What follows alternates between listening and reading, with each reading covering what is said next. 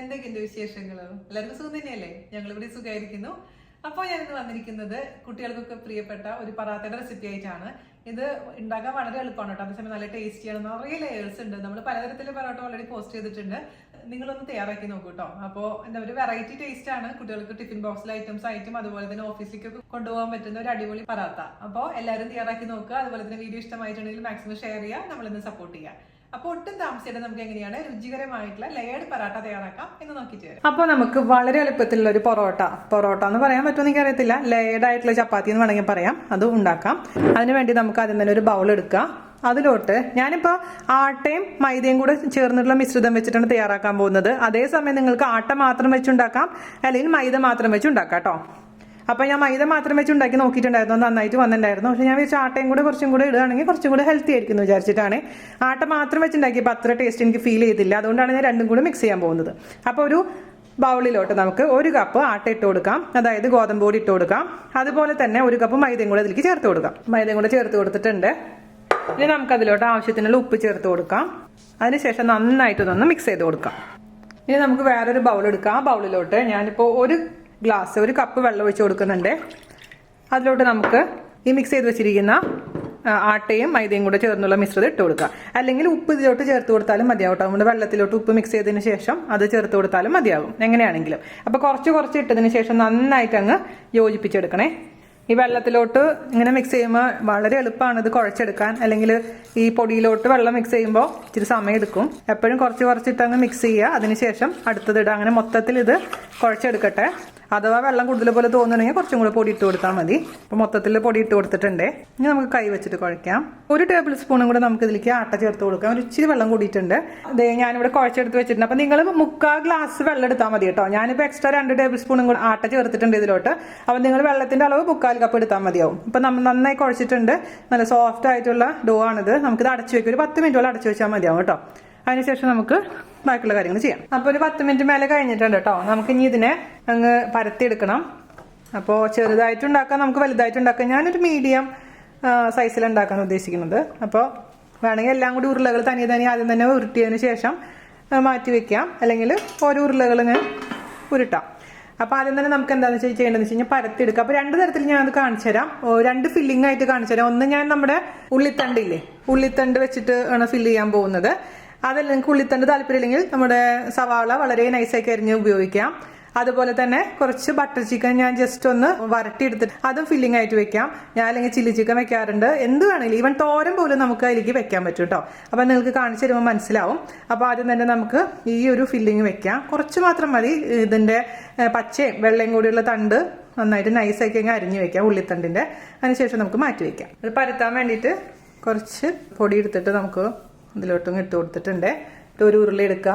എന്നിട്ട് നമുക്ക് മാക്സിമം വട്ടത്തിലങ്ങ് പരത്താം. ഒട്ടിപ്പിടിക്കാതിരിക്കാൻ വേണ്ടിയിട്ടാണ് താഴെ മൈദ ഇട്ടിരിക്കുന്നത്, അല്ലെങ്കിൽ ആട്ട ഇട്ട് കൊടുത്താലും മതിയാവും. അപ്പം ഞാനിത് മാക്സിമം പരത്തിയിട്ടുണ്ട് കേട്ടോ. നമുക്കിനി ഇതിലെന്താ ചെയ്യേണ്ടതെന്ന് വെച്ച് കഴിഞ്ഞാൽ കുറച്ച് ഓയിലോ അല്ലെങ്കിൽ വെണ്ണയോ പുരട്ടി കൊടുക്കുക. എന്നിട്ട് ഇതിൻ്റെ മുകളിൽ കൂടെ കുറച്ച് മൈദ അല്ലെങ്കിൽ ആട്ട ഇട്ട് കൊടുക്കുക.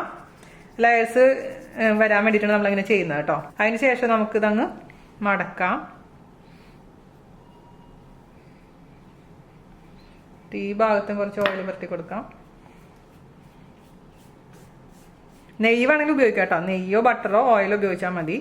വെളിച്ചെണ്ണ വേണമെങ്കിൽ ഉപയോഗിക്കാം, ഒരു കുഴപ്പമില്ല.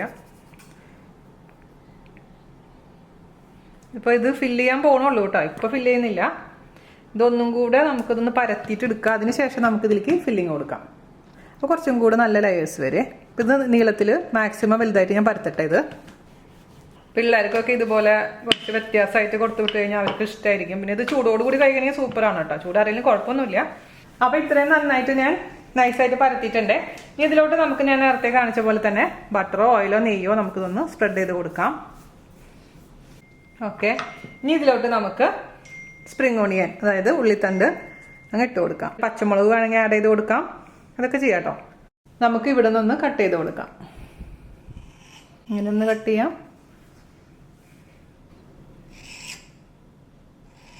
ഇങ്ങനെ ഒന്ന് കട്ട് ചെയ്യാം. അതിനുശേഷം ഇങ്ങനെ മടക്കി കൊടുക്കാം. ഇങ്ങനെ ഒന്ന് മടക്കി കൊടുക്കാം.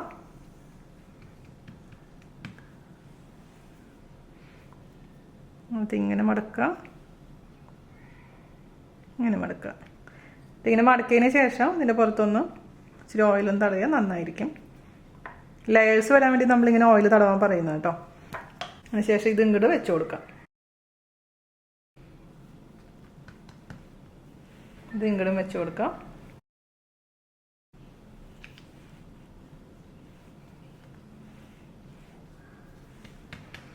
അപ്പം ഇങ്ങനെ ഒരു പോക്കറ്റായിട്ട് മാറി. അപ്പോൾ ഇതെന്ന് പറഞ്ഞു കഴിഞ്ഞാൽ തന്നെ ഒരെണ്ണം കഴിക്കുമ്പോൾ തന്നെ അത്യാവശ്യം ഹെവിയാണ്, കാരണം ഉള്ളിൽ അത്ര ലെയേഴ്സ് ഉള്ളതല്ലേ. അപ്പോൾ നമുക്കിത് മാറ്റി വയ്ക്കാം. ഞാൻ അടുത്തത് ബട്ടർ ചിക്കൻ എങ്ങനെയാണ് ഉണ്ടാക്കുന്നതെന്ന് കാണിച്ചു തരാം കേട്ടോ. അപ്പോൾ ഇത് നമുക്ക് മാറ്റി വയ്ക്കാം. അപ്പോൾ അടുത്ത ഉരുളെടുക്കുക. നേരത്തെ കാണിച്ച പോലെ തന്നെ 2 സ്റ്റെപ്പും ഫിനിഷ് ചെയ്യാം കേട്ടോ. അതിനുശേഷം നമുക്ക് ചിക്കൻ വെച്ചിട്ട് അങ്ങ് ക്ലോസ് ചെയ്യാം. അപ്പോൾ ഞാനിതിൻ്റെ മുകളിൽ ഓയിൽ സ്പ്രെഡ് ചെയ്തിട്ടുണ്ട്. ഇതിലേക്ക് നമുക്ക് കുറച്ച് ബട്ടർ ചിക്കൻ ഞാൻ പറഞ്ഞില്ല, ബട്ടർ ചിക്കൻ ഉണ്ടാക്കിയിട്ട് ഗ്രേവി നമുക്ക് ഒന്ന് വരട്ടിയെടുത്തതാണത്. അപ്പോൾ ഞാൻ സ്പ്രെഡ് ചെയ്ത് കൊടുത്തിട്ടുണ്ട്. പിന്നെ നമ്മൾ നേരത്തെ ഇട്ടിട്ടുണ്ടായിരുന്നില്ലേ സ്പ്രിംഗ് ഓണിയൻ, അതിൻ്റെ കൂട്ടത്തിൽ കൂടെ കുറച്ച് ചീസും കൂടെ വേണമെങ്കിൽ ചേർത്ത് കൊടുക്കാം കേട്ടോ. ഇട്ട് കൊടുക്കാം, സ്പ്രിങ്കിൾ ചെയ്ത് കൊടുക്കാം. അപ്പോൾ കുട്ടികൾക്ക് ചീസുള്ള ഇത് നന്നായി ഇഷ്ടപ്പെടും. അപ്പോൾ നേരത്തെ കാണിച്ച പോലെ തന്നെ നമുക്കിതൊന്ന് കട്ട് ചെയ്തെടുക്കാം. ഇങ്ങനെ കട്ട് ചെയ്യണമെന്നൊന്നുമില്ല, ഇങ്ങനെ കട്ട് ചെയ്ത് കഴിഞ്ഞാൽ കുറച്ച് ലെയേഴ്സ് വരുന്നെന്ന് മാത്രം.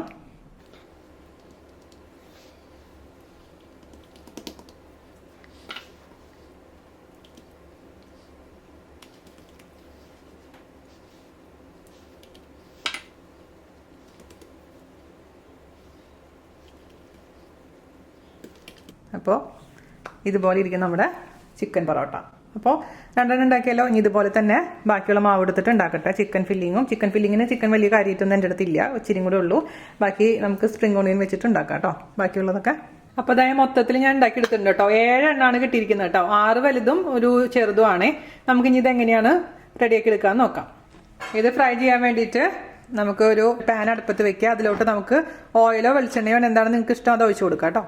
അപ്പോൾ ഞാനതിലോട്ട് കുറച്ച് ഓയിൽ ഒഴിച്ച് കൊടുത്തിട്ടുണ്ട്. കുറച്ച് ഓയിൽ അധികം വേണം കേട്ടോ, എന്നാലാണ് നമുക്ക് ഉള്ളിൽ കുറേ ലെയേഴ്സ് ഉള്ള കാരണം ഉള്ളിൽ കുക്ക് ആവണമെന്നുണ്ടെങ്കിൽ ഇച്ചിരി ഓയിൽ വേണം, അല്ലെങ്കിൽ വെളിച്ചെണ്ണ വേണം കേട്ടോ. ഇതൊന്ന് മീഡിയം ചൂടാവട്ടെ ഈ വെളിച്ചെണ്ണ. വളരെ കുറച്ച് വെളിച്ചെണ്ണയിൽ അല്ലെങ്കിൽ ഓയിൽ ചെയ്യുമ്പോൾ എന്ത് പറ്റുമെന്ന് വെച്ച് കഴിഞ്ഞാൽ ഉള്ളിലോട്ട് അങ്ങ് കുക്കാവില്ല, അല്ലെങ്കിൽ പിന്നെ കുറേ അധികം സമയം എടുത്ത് കുക്ക് ചെയ്യേണ്ടതായിട്ട് വരും. അപ്പോൾ ഇച്ചിരിയെങ്കിലും ഒരു 3-4 ടേബിൾ സ്പൂൺ ഓയിൽ ഒഴിക്കണമെങ്കിൽ നമുക്ക് പെട്ടെന്ന് തന്നെ കുക്കാവും. പിന്നെ ശ്രദ്ധിക്കേണ്ട കാര്യം മീഡിയം ഫ്ലെയിമിൽ വേണം ഓയിലിൻ്റെ ചൂട്, അല്ലെങ്കിൽ ഓവർ ചൂടായി കഴിഞ്ഞാൽ എന്ത് പറ്റുമെന്ന് വെച്ച് കഴിഞ്ഞാൽ ഇട്ട വശം തന്നെ അങ്ങ് പുറം വശം എങ്ങനെയായിട്ട് ബ്രൗൺ കളർ ആകുമ്പോൾ ഉള്ളിലോട്ട് കുക്കാവില്ല കേട്ടോ. അപ്പോൾ നമുക്ക് ആദ്യത്തെ പൊറോട്ട ഉണ്ടാക്കിയെടുക്കാം. പിന്നെ മുകളിലേക്കും കുറച്ച് ഓയിലങ്ങ് ആക്കി കൊടുക്കാം. ഇത് തന്നെ കഴിക്കാൻ നല്ല ഫില്ലിങ് തന്നെയാണ്. ഞാൻ പറഞ്ഞ പോലെ ഉള്ളിൽ എന്തെങ്കിലും വെക്കുകയാണെന്നുണ്ടെങ്കിൽ വേറൊരു കറിയുടെ ആവശ്യമൊന്നുമില്ല. ഇച്ചിരി നേരം കഴിയുമ്പോൾ തിരിച്ചിടുക. അതിനുശേഷം തിരിച്ചു മറിച്ചിട്ടങ്ങ് നല്ല ഗോൾഡ് കളർ ആവുന്നവരെ അങ്ങ് കുക്ക് ചെയ്തെടുക്കുക കേട്ടോ. സൈലോൺ പൊറോട്ട എന്നൊക്കെ പറഞ്ഞിട്ട് നമുക്ക് കിട്ടില്ലേ, അതിൻ്റെയൊക്കെ ഏകദേശം ടേസ്റ്റിലോട്ട് വരുന്നൊരു സംഭവമാണിത്. പിന്നെ ഓയിൽ കുടിക്കുന്നില്ല കേട്ടോ. ഓയിൽ ഒരുപാട് നമ്മളിപ്പോൾ കാണുമ്പോൾ ഓയിൽ കൂടുതൽ തോന്നുകയാണെങ്കിൽ നമ്മൾ ടിഷ്യൂ പേപ്പറിലോട്ട് വെക്കുമ്പോൾ ഓയിൽ അങ്ങ് പോയിക്കോളും. മാത്രമല്ല ഞാൻ പറയാറുള്ള പോലെ ലോ ഫ്ലെയിമിൽ വെച്ച് ചെയ്യാൻ പാടില്ല. അപ്പോൾ എന്ത് പറ്റുന്ന വെച്ചാൽ ഓയിൽ ഭയങ്കരമായിട്ട് അങ്ങ് വലിച്ചെടുക്കും.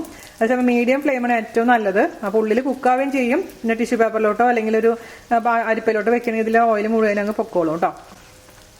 അല്ലെങ്കിൽ ഞാൻ പറഞ്ഞ പോലെ കുറച്ചധികം സമയം കുറച്ച് എണ്ണയിൽ അങ്ങ് ആക്കിയെടുത്താലും മതിയാവും. ഉള്ളിലും കൂടെ കുക്കാവാൻ തുടങ്ങുമ്പോൾ ഇതെങ്ങനെ ഡബിൾ ദ സൈസായിട്ട് മാറും. ഇന്നണ്ട നല്ല വീർത്ത് വരുന്നുണ്ട.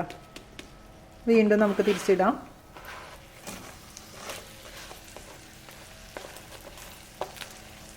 പുറത്ത് നല്ല ക്രിസ്പി ആയിരിക്കും, ഉള്ളിൽ നല്ല കുക്കായിട്ടുണ്ടാവും.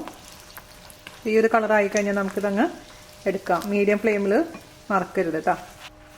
അതേപോലെ തന്നെ എല്ലാം ഉണ്ടാക്കിയെടുക്കും. അപ്പോൾ നമ്മുടെ 7 പറാട്ടയും റെഡിയാക്കിയിട്ടുണ്ട് കേട്ടോ. ഒട്ടും തന്നെ എണ്ണ പിടിച്ചിട്ടില്ല. ഞാൻ പറഞ്ഞ പോലെ കിച്ചൺ ടിഷ്യൂലോട്ട് ആക്കി കഴിഞ്ഞാൽ ഒട്ടും തന്നെ എണ്ണയില്ല. അപ്പോൾ നമുക്കിതൊന്ന് മുറിച്ച് നോക്കിയാലോ. അതിനുശേഷം വേണം ഫോട്ടോ കൊടുക്കാൻ. അപ്പോൾ നമ്മൾ മുറിച്ച് നോക്കുമ്പോൾ കണ്ടില്ലേ ലെയേഴ്സ് കണ്ടില്ലേ. പിന്നെ വേറൊരു കാര്യം കേട്ടോ, ഇങ്ങനെ നിങ്ങൾ നോക്കുമ്പോൾ അഥവാ ഇത് കുക്കായിട്ടില്ല എന്ന് തോന്നുകയാണ്. ഇതിപ്പോൾ നന്നായി കുക്കായിട്ടുണ്ട്, നമുക്ക് തൊടുമ്പോൾ തന്നെ അറിയാൻ പറ്റും ഇത്ര ലെയേഴ്സും വന്നിട്ടുണ്ട്. അതേസമയം കുറച്ച് എണ്ണയുള്ളൂ, നിങ്ങൾക്ക് അധികം എണ്ണയിൽ കുക്ക് ചെയ്യണമെന്നുണ്ടെങ്കിൽ എന്ത് ചെയ്യേണ്ടതെന്ന് വെച്ച് കഴിഞ്ഞാൽ ഒരു പകുതി കുക്കാവില്ല. അതിനുശേഷം നിങ്ങൾ ഇതേപോലെ അങ്ങ് മുറിക്കുക. അതിനുശേഷം എണ്ണയിൽ ജസ്റ്റ് അങ്ങോട്ട് ഇങ്ങോട്ട് തിരിച്ചു മറിച്ചിടുകയാണെങ്കിൽ ഇതിലോട്ട് കംപ്ലീറ്റ് നല്ല പെട്ടെന്ന് തന്നെ കുക്കായി കിട്ടിക്കോളും കേട്ടോ. അതൊരു ടിപ്പാണ്. അപ്പോൾ സമയം എടുത്തിട്ട് മീഡിയം ഫ്ലെയിമിൽ വേണം നമ്മൾ കുക്ക് ചെയ്യാൻ, അല്ലെങ്കിൽ ഉള്ളിൽ കുക്കാവില്ല. അഥവാ കുക്കായില്ല എന്ന് തോന്നുകയാണെങ്കിൽ ഞാൻ പറഞ്ഞ പോലെ തന്നെ നമുക്ക് ഒന്നും കൂടി മുറിച്ചതിന് ശേഷം ഒന്ന് തിരിച്ചു മറിച്ചിട്ടൊന്ന് കുക്ക് ചെയ്താൽ മതിയോ. ഇത് നമ്മുടെ ചിക്കൻ പറാത്തയാണ് കേട്ടോ. നല്ല ചൂടുണ്ട്. നിങ്ങൾക്കൊന്ന് ജസ്റ്റ് കാണിച്ചു തരാൻ വേണ്ടിയിട്ട് മുറിച്ച് വെച്ചതാണ്. അപ്പോൾ ഇത്രയുള്ള പരിപാടി ഭയങ്കര സിമ്പിൾ ആൻഡ് ഈസിയാണ്. അതേസമയം നല്ല ടേസ്റ്റിയാണ്, ഒരു വെറൈറ്റി ഡിഷാണ്. എല്ലാവരും തയ്യാറാക്കി നോക്കൂ കേട്ടോ. അപ്പോൾ വീഡിയോ ഇഷ്ടമായിട്ട് മാക്സിമം ഷെയർ ചെയ്യുക, നമ്മളൊന്ന് സപ്പോർട്ട് ചെയ്യുക. അപ്പോൾ അടുത്ത അടിപൊളിയായ റെസിപ്പി ആയിട്ട് വരുന്നവരെ നന്ദി, നമസ്കാരം. താങ്ക്